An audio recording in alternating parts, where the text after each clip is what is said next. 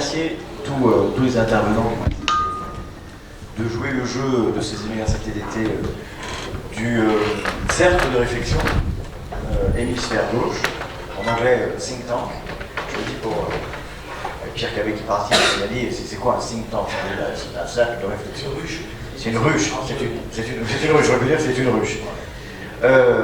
Merci vraiment à hémisphère gauche. Alors vous avez compris, c'est d'abord une équipe de jeunes. Ils ont tous à peu près moins de 30 ans, enfin maintenant ça sent un peu aussi, mais ils ont plutôt moins de 30 ans. C'est des jeunes de gauche qui, au fond, se préoccupent assez peu des politiques guéries internes au parti et qui sont désireux, à un moment donné, de pouvoir quand même construire une espérance nouvelle. Et ils nous sont bien souvent d'un grand secours quand il y a un certain nombre de dossiers qui viennent à l'Assemblée nationale, on a envie de porter des projets, je leur dis voilà, est-ce que vous pouvez bosser là-dessus, ils bossent là-dessus. Et c'est d'ailleurs avec eux qu'on avait rédigé le projet du Parti Socialiste sur l'Europe. Voilà. C'était au mois d'octobre dernier. Puis on a travaillé sur d'autres sujets, la fiscalité, vous vous souvenez de la taxation des multinationales, inspiré par Gabriel Zucman, c'est l'hémisphère gauche qui m'avait fait rencontrer Gabriel Zucman, un certain nombre de projets. Alors on avait choisi deux thèmes. Je ne vais pas y revenir, mais évidemment, il rentre en résonance avec l'actualité parlementaire et politique. D'abord parce que nous aurons peut-être, si l'exécutif s'entend avec le Sénat, à débattre de la réforme institutionnelle,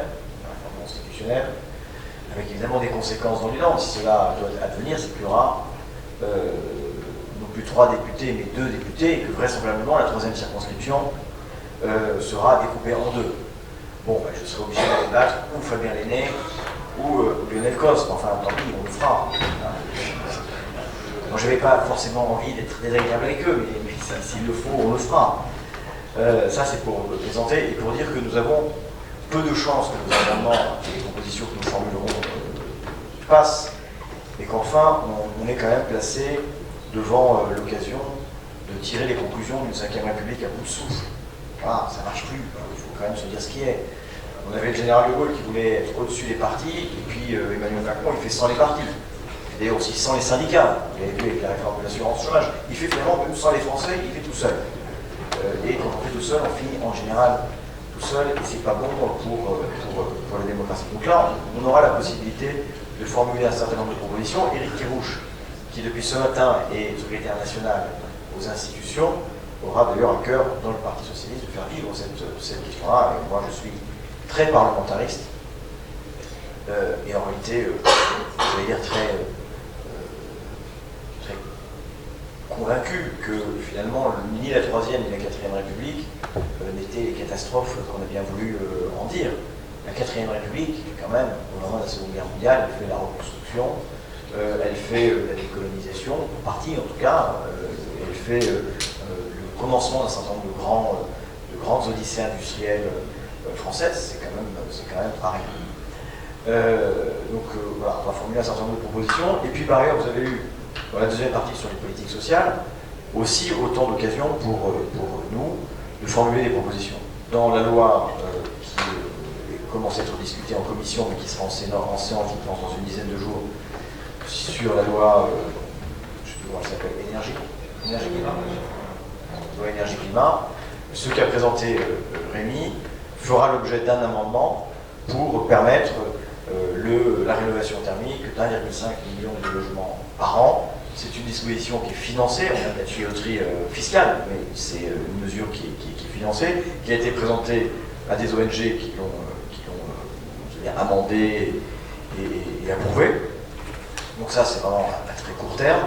Le territoire zéro chômeur, Antonin, qui travaillait au groupe, devient le directeur général de l'association Territoire zéro chômeur de longue durée. Et vous pensez bien que là, je lui ai mordu le mollet, on va plus le lâcher, parce qu'on aimerait bien que les Landes puissent être un terrain d'expérimentation. Je sais que plusieurs territoires dans le département sont candidats, donc ça va arriver vite, et on aura besoin pour cela d'une loi qui élargit le périmètre et les conditions d'expérimentation. On verra à être présent. Le capital pour les jeunes, là aussi, il y a plusieurs formules, donc on va y travailler, on va affiner les choses, mais c'est une proposition à laquelle je crois et à laquelle je tiens, et moi je préfère proposer à la jeunesse un outil d'émancipation plutôt que de nourrir le fantasme qu'avec une petite casquette, un petit uniforme, une Marseillaise le matin, un petit déjeuner dans une cabane à un machin, en 15 jours, on en fera ce que l'école n'aurait pas réussi à faire avant. Voilà, la mixité sociale, j'y crois. Le soutien aux valeurs républicaines, j'y crois. L'engagement, je l'espère. Mais tout ça, c'est le travail de l'école. Et une école qui, aujourd'hui, fait à nouveau l'objet de suppression d'emplois et qui, en réalité, dans toutes les mesures que nourrit Blanquer, est en train de déconstruire l'idée que nous devrions avoir 80% d'une classe d'âge diplômée du bac ou 60% d'une classe d'âge diplômée du supérieur. C'est la fin de la démocratisation scolaire, parce que ça rentre très bien en résonance avec l'idée qu'il y a des destins gagnants et qu'il y a des destins perdants. Et que d'ailleurs, on n'a pas besoin de diplômés, puisqu'on n'a que 20% de gagnants dans l'organisation, donc les 80%, ils serviront leur train de vie, ils feront des études avec des petits contrats et des petits salaires, et ça suffira très bien. Donc évidemment, vous avez compris que nous, ça n'est pas notre façon de voir les choses. Ce qui n'empêche pas le gouvernement de n'avoir à la bouche que les mots de égalité des chances, mérite, etc. etc. Voilà. De temps en temps, quand on entend d'un bouche de Bruno Le Maire que le capitalisme est devenu fou, souvent c'est pas lui qui est devenu fou, de le prononcer compte tenu de ce qu'il fait par ailleurs. Donc on essaiera de transformer les projets. Parce que oui, depuis ce matin aussi, je suis plus secrétaire national en charge de l'Europe, mais en charge du projet. Voilà, donc je pense que pour nourrir le projet avec cela, et puis peut-être au Parlement, dans la niche parlementaire du Sénat, avec Monique Lubin ou à l'Assemblée nationale, la possibilité de présenter cela. Je le dis également parce que sur la question de l'égalité femmes-hommes, est rédigée, et c'est Antonin qui a rédigé, une proposition de loi sur le congé paternité qui vise à un alignement progressif sur le régime dont bénéficient les femmes, s'inspirant en cela de l'initiative de Pedro Sanchez en Espagne. Voilà ce que je voulais vous dire, pour vous dire qu'il y a du grain à moudre, qu'on travaille, qu'on est dans un, vous savez, on marche sur deux jambes, hein.